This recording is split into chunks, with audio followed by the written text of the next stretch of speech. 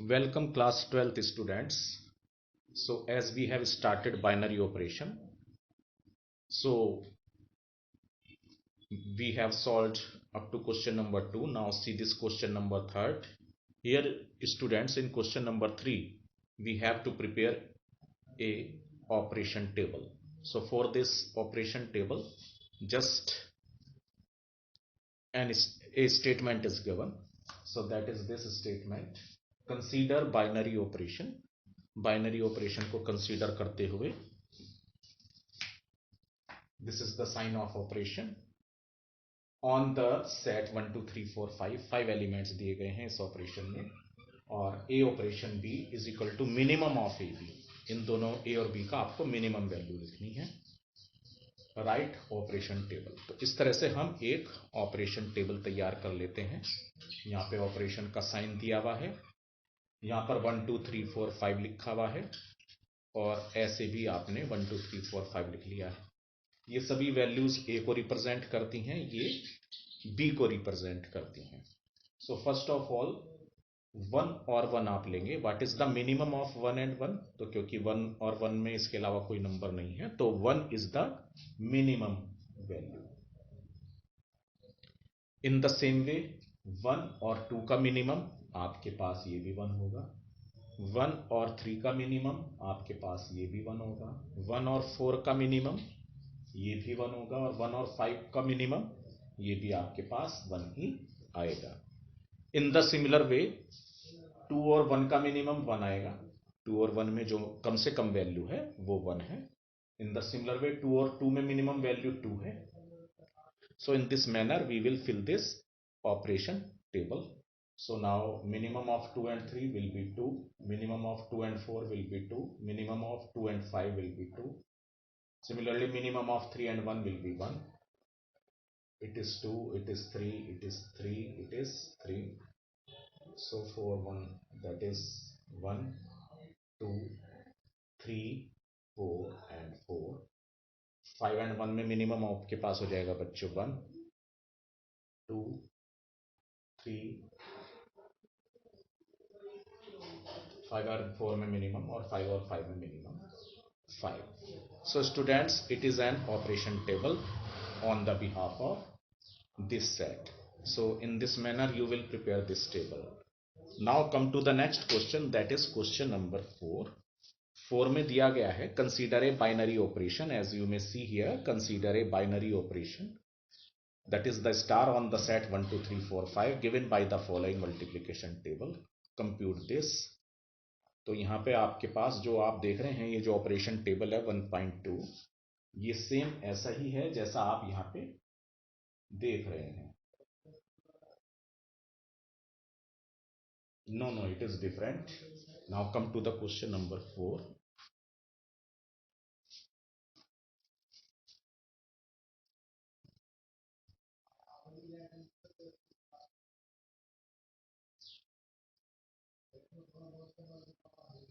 So in the question number 4, this operation is converted to this sign, that is star sign, and on the behalf of this, ये सभी 1 है. It is 1 2, it is 1 to 1. In the similar manner, it is 1 1 3 1 1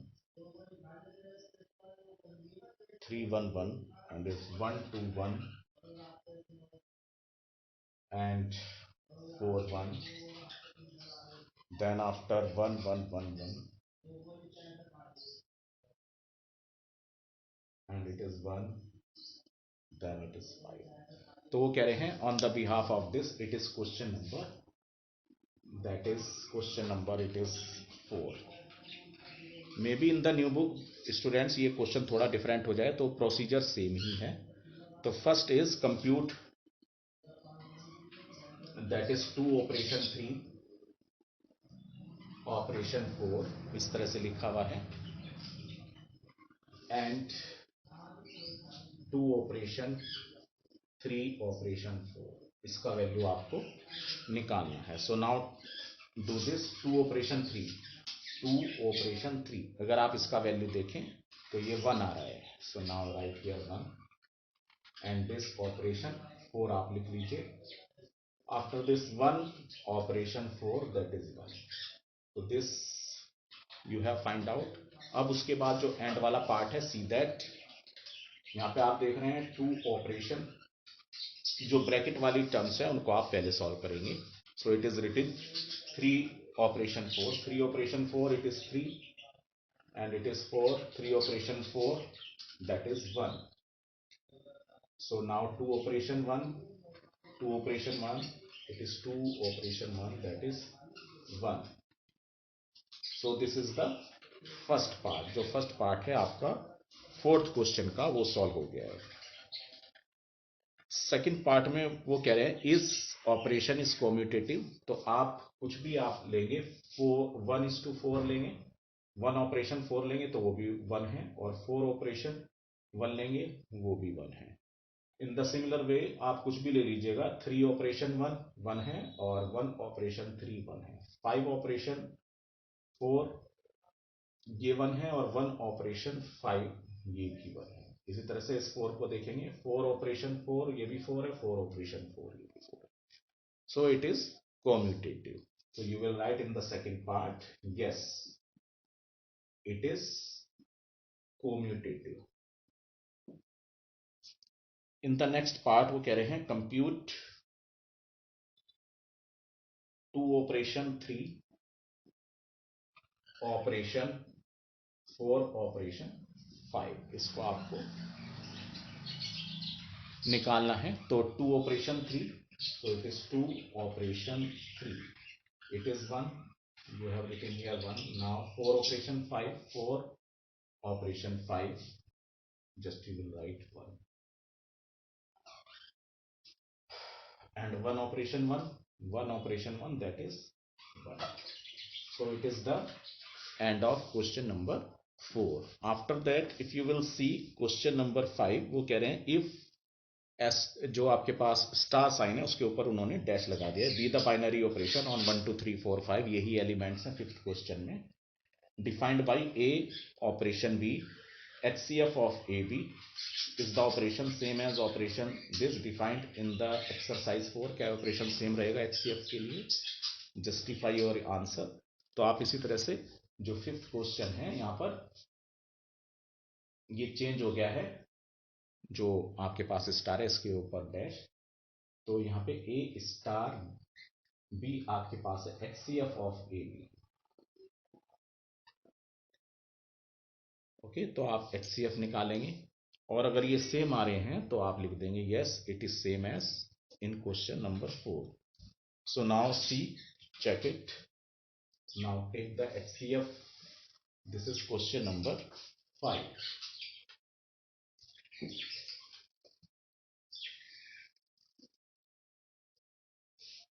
So take the HCF of 1 operation 1 that is 1, 1 operation 2 ये भी 1 आ रहा है, 1 operation 3 इसका भी HCF 1 आएगा, 1 operation 4 इसका भी HCF 1 आएगा, 1 operation 5 इसका भी ऑपरेशन 1 आएगा. HCF आप जानते ही हाईएस्ट कॉमन फैक्टर, जो आपने क्लास 10th में सीखा है. इन द सेम मैनर 2 और 1 का ऑपरेशन भी 1 आएगा, HCF भी 1 आएगा, 2 और 2 का ऑपरेशन भी 2 आएगा.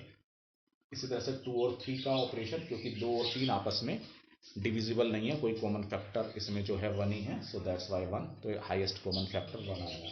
2 और 4 का जो कॉमन फैक्टर है 2 आएगा. 2 और 5 आपस में डिविजिबल नहीं है, HCF 1 आएगा. तो इस तरह से आप इसको कर सकते हैं. 4 और 1 का हाईएस्ट कॉमन फैक्टर 2 है, 4 और 2 का 2, 4 और 3 का आपके पास 1 है क्योंकि डिविजिबल नहीं है. 4 और 4 का हाईएस्ट कॉमन फैक्टर 4 है. इसी तरह से 4 और 5 का हाईएस्ट कॉमन फैक्टर 5 है. सो 5 और 1 का हाईएस्ट कॉमन फैक्टर है. So in this manner you may write here. So just in this manner you will right.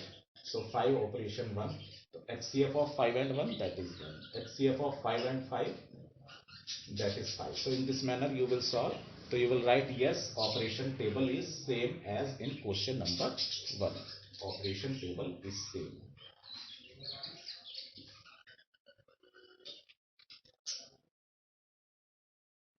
So student, it was the question number 5. Now taking some more good questions, students. Now students, taking this question, ninth question, only 3 parts I have taken. These are important parts. तो हमको इसमें check करना है कि ये operation जो star है be a binary operation on the rational number, Q is the set of rational number as follows it is given. और इसी तरह से आप नाइन्थ के बाद 10th क्वेश्चन करिए, दोनों में एक साथ कर रहा हूं. इसमें लिख रखा है find which of the operation given about his identity. कौन सा इसमें जो पार्ट्स हैं आइडेंटिटी इसमें एग्जिस्ट करता है. तो सबसे पहले first part, now we will see the first part. Now for commutativity, you know very well it is a operation b is equal to b operation a. तो यहां पे आप देख रहे हैं कि a माइनस बी इक्वल नहीं होगा b माइनस ए के. So therefore it is not commutative. Okay students, इसलिए कॉम्यूटेटिव नहीं है. Now come for associativity. In the second part check for associativity.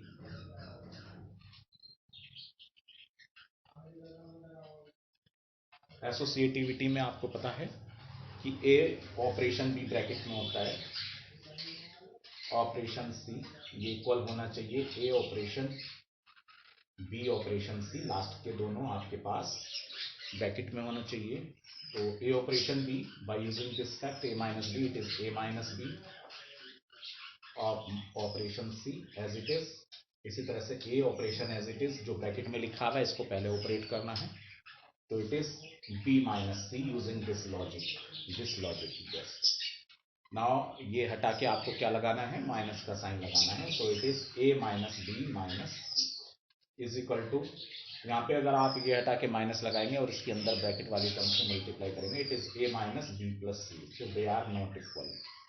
So therefore it is not associative. So you must write it is not associative. Okay students, इसके बाद identity check करते हैं. Identity में आपके पास for identity it is the question number 9 and 10. दोनों ही part मैंने एक में कर दिए हैं. आइडेंटिटी वाला 10th क्वेश्चन है. तो इसमें आप चेक करेंगे फॉर आइडेंटिटी एलिमेंट. तो उसमें आपको बताया गया है a operation e is equal to e operation a is equal to a के इक्वल आता है. तो ए ऑपरेशन ई का मतलब आपके पास हो गया a minus e is equal to e operation a का मतलब हो गया है e minus a, that is a. Okay students, is called the identity element. इसमें अगर हम यहाँ पे ई को इस ए के इक्वल ले लें, सो इट मीन्स, और या इस ई माइनस ए को आप ए के इक्वल ले लें, तो E is equal to 2a. 2a identity element नहीं होगा. क्यों नहीं होगा आइडेंटिटी एलिमेंट? क्योंकि a belongs to a set of rational number, और रेशनल नंबर a की वैल्यू बहुत सारी होती हैं. आइडेंटिटी एलिमेंट सिर्फ एक ही वैल्यू होती है, जैसे 1 हुआ, 2 हुआ, 3 हुआ, 4 हुआ. उसके अलावा जैसे 4 है तो 4 ही रहेगा. 4.1 नहीं हो सकता, ना ही 3.9 हो सकता है. तो क्योंकि यहाँ पे आपके पास क्यू आ रहा है, so just you will right it is not identity element. तो ई जो है आपके पास यहाँ आइडेंटिटी एलिमेंट नहीं हुआ. Similarly check for the next part students. You may just make a copy and you may just write this solution in your copy, ताकि आपका future में सॉल्यूशन आपके पास रहेगा तो आपको एग्जाम में देखने के लिए प्रॉब्लम नहीं आएगा. Now come to the third part. It is A operation B is equal to A plus A B. जो हार्ड वाले पार्ट्स है स्टूडेंट्स वो मैं सॉल्व कर रहा हूँ. Rest of the parts easily it will be solve. अगर वो आपको प्रॉब्लम आ रही है then you may ask in the revision. So now come for the next part, that is the second part. Now we will take this part. This is the second part. A operation B is equal to AB. So for commutativity same logic will be taken. तो ये हो जाएगा आपके पास A plus AB using this fact, क्योंकि A पहले आया हुआ है तो A आ जाएगा. यहाँ पे B ऑपरेशन A है तो B plus BA. तो यहाँ पे देख रहे हैं, यहाँ पे ए आ रहा है और यहाँ पे पहले बी आ रहा है। हालांकि बाद में प्लस के बाद ए बी या बी ए की होता है, लेकिन ए और बी आने से ये आपके पास कॉम्यूटेटिव नहीं रहा है, so it is not commutative, you must write. Now check for associativity. Associativity में चेक करते हैं हम लोग। तो ए operation B you can write A plus